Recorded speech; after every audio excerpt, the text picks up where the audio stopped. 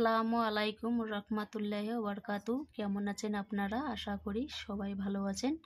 আজকে আমি এখানে বানিয়ে নিলাম বরফি সন্দেশ।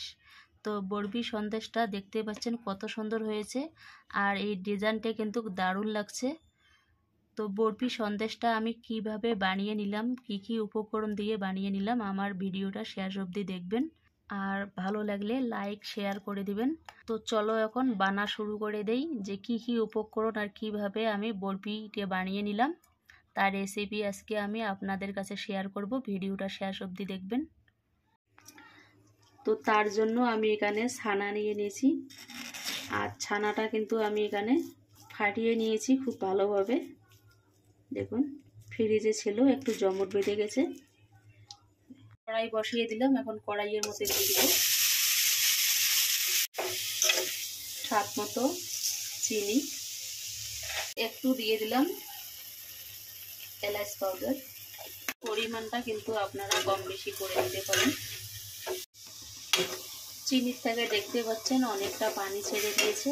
এই পর্যায়ে এখন আমি দিয়ে দেব দুধ পাউডার অথবা দুধের ব্যবহার করতে পারেন।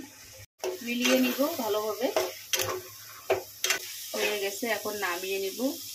খুব সিম্পল একটা রেসিপি, ঘরে থাকা উপকরণ দিয়ে কিন্তু বানিয়ে নেওয়া যায়। এখানে একটা স্টিলের প্লেট নিয়ে নিলাম, একটু ঠান্ডা হওয়া অবধি অপেক্ষা করব। ঠান্ডা কিন্তু হয়ে গেছে, এখন বানিয়ে নিব।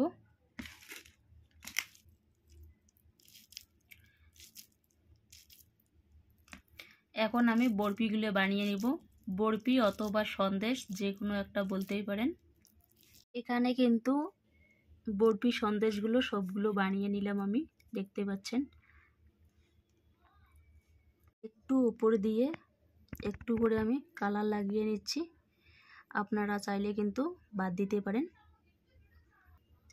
তো ডিজাইনের জন্য আমি একটু কালার লাগিয়ে নিচ্ছি।